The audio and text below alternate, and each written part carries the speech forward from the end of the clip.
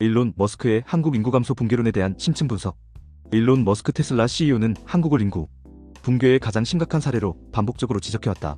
2022년부터 2026년 1월까지 여러 차례 한국의 초저출산 문제를 언급하며 3세대 후 인구가 현재의 3% 수준으로 감소할 것이라는 극단적 경고를 내놓았다.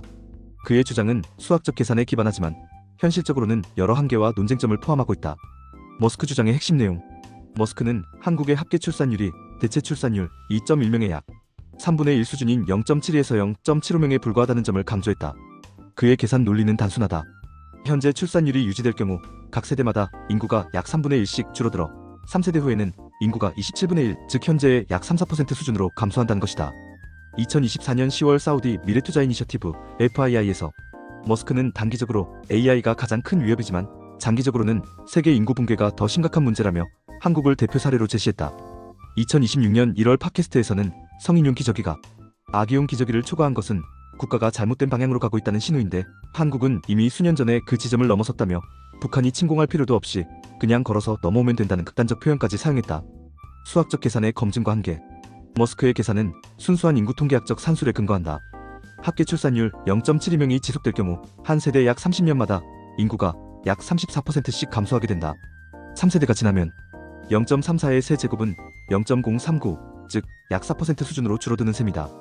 영국 인구학자 폴 몰런드도 신간 최후의 인구론에서 현재 출산율이 이어진다면 각 세대의 인구가 이전 세대보다 40% 줄어들 것이며 3세대만 지나면 인구의 거의 90%가 증발할 것이라고 경고했다. 그러나 이러한 계산에는 중대한 전제가 있다. 현재의 초저출산율이 향후 90년 이상 전혀 변화 없이 지속된다는 가정이다. 이는 현실적으로 발생 가능성이 극히 낮다. 실제로 2024년 한국의 합계 출산율은 0.75명으로 9년 만에 반등했으며 2025년에는 0.79명까지 상승할 것으로 정부는 전망하고 있다. 경향신문 팩트체크에 따르면 머스크가 언급한 127분의 1, 약 0.8%보다는 덜 극단적이지만 현재 출산율이 전혀 반등하지 않는다는 극단적 가정하에서는 세기 말까지 인구가 수백만 명 수준으로 감소할 수 있다는 인구학적 산술은 맞다. 그러나 이는 수학적으로 가능한 극단 시나리오일 뿐 현실 가능성과는 별개의 문제다. 한국 인구 위기의 실제 현황. 한국의 저출산 문제는 세계 최악 수준이다. 2023년 합계 출산율 0.72명은 OECD 평균 1.51명의 절반에도 못 미친다. 2020년부터 사망자가 출생아를 초과하는 자연 인구 감소가 시작됐으며 5년간 총 45만 6천 명이 줄었다. OECD는 한국에 태어나지 않은 미래 보고서에서 현재 출산율이 유지될 경우 향후 60년간 인구가 절반으로 줄고 2082년 전체 인구의 58%가 65세 이상 노인이 될 것으로 예측했다. 노인 부양 비율은 현재 28%에서 155%로 급증할 전망이다.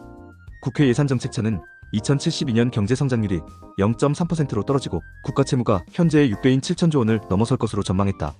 생산 가능 인구 감소로 고령화 비중 1% 증가 시 1인당 실질 GDP 증가율이 0.27에서 0.39% 감소하며 이중 노동 생산성 감소가 88에서 92% 기여한다는 연구 결과도 있다. 저출산의 구조적 원인. 한국의 초저출산은 단일 원인이 아닌 복합적 구조적 문제다. 주요 원인으로는 경제적 부담 40%, 자녀 양육교육 부담 26.9%이 꼽힌다. 주택가격이 1% 상승하면 다음해 출산율이 0.00명 감소하는 것으로 나타났다.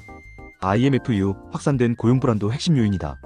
2024년 비정규직 비율은 41.7%로 OECD 평균보다 높으며 늦은 최초 취업 연령, 이른 정년퇴직, 어려운 재취업 등이 복합적으로 작용해 장기적 안정소득 확보를 어렵게 만든다. 전통적 성역할 고착화도 중요한 원인으로 여성들은 결혼 출산 후 육아와 가사노동의 대부분을 담당하며 경력 단절을 경험한다. 한국은행은 초저출산의 핵심 원인을 경쟁 압력과 불안으로 진단하며 경제적 기반 강화와 사회 전반의 인식 변화가 필요하다고 강조했다. 일가정 양립곤란, 육아 인프라 부족, 높은 사교육비, 주거비 부담이 복합적으로 작용하고 있다. 해외 사례와 정책적 대응. 프랑스는 1993년 1.65명까지 떨어진 출산율을 2004년 1.92명으로 끌어올렸고 스웨덴은 1.75명의 안정적 출산율을 유지하고 있다. 성공 요인은 양성평등을 지향하는 가족사회문화 기반 조성, 여성의 경제활동 참여와 출산 육아 병행을 위한 사회적 인프라 구축이다. 프랑스는 임신수당, 가족수당, 타가수당 등 수당의 천국으로 불릴 만큼 강력한 지원을 제공하며 스웨덴은 육아휴직 중 일정 기간을 남성이 의무적으로 사용하도록 해 양성평등에 초점을 맞췄다. 전문가들은 단순한 현금 지원보다 구조적 변화가 필요하며 가족사회 국가의 역할 재구조화와 여성 남성의 역할 재구성이 반드시 요청된다고 강조한다. 대응 전략과 미래 전망. 출산율 반등 가능성. 2024년 출생아 수는 23만 8,300명으로 전년 대비 3.6% 증가했고 합계 출산율도 0.75명으로 9년 만에 반등했다. 2024년 혼인 건수는 44년 만에 가장 많이 증가했으며 14.9%, 혼인 증가는 시차를 두고 출산으로 이어진다는 점에서 2025년 이후 강한 반등 흐름이 기대된다. 정부는 2025년 출산율을 0.79명, 장기적으로 2027년 0.8명 달성이 가능할 것으로 전망한다. AI 자동화 대응, 인구 감소에 따른 노동력 부족 문제는 AI와 휴머노이드 로봇을 통해 일부 보완될 수 있다. 생산 가능 인구 급감 상황에서 한국은 일당백의 생산성을 실현해야 하며 AI를 활용한 고령자 돌봄, 실시간 상황 파악, 의료 국방 자동화 등이 핵심 대응 전략이다. 이민 정책, 선진국들은 인구 감소 대응의 일환으로 장기 체류, 정주영 이민자 수용 정책으로 전환하고 있다. 한국도 인구 감소 지역 지원 특별법, 지역 특화형 비자 도입 등을 추진 중이나 지역 외국 인력 수요 파악을 위한 통계 시스템이 미비하고 정주영 이민자가 수도권에 집중되는 문제가 있다. 인구학자들의 견해, 영국 인구학자 데이비드 콜먼 교수는 한국이 이 문제를 성공적으로 해결한다면 전 세계의 본보기가 될 것이지만 실패할 경우 세계 최초로 인구 소멸을 맞이하는 국가가 될 수 있다고 경고했다. 그는 2006년 유엔 인구 포럼에서 한국을 인구 소멸 국가 1호로 예측했으며 2750년을 인구 소멸 시점으로 제시했다. 반면 일부 인구학자들은 다른 시각을 제시한다. 조영태 서울대 교수는 출산율이 0.7에서 1.2가 돼도 인구는 되돌릴 수 없다면서도 인구는 줄어도 부는 늘어날 수 있다고 주장한다. 왕펑 교수 등 일부 전문가는 인구가 줄어야 사람이 귀해진다며 1인당 투자 확대와 삶의 질 향상 측면에서 긍정적 효과를 강조하기도 한다. 결론, 일론 머스크의 한국 인구 붕괴론은 수학적으로는 정확하지만 현실적으로는 극단적 가정에 기반한 경고다. 현재 출산율이 90년 이상 전혀 변화 없이 유지된다는 비현실적 전제 하에서만 성립하는 시나리오다. 실제로 2024년부터 출산율이 반등 조짐을 보이고 있으며 이는 머스크의 극단적 예측이 그대로 실현될 가능성이 낮음을 시사한다.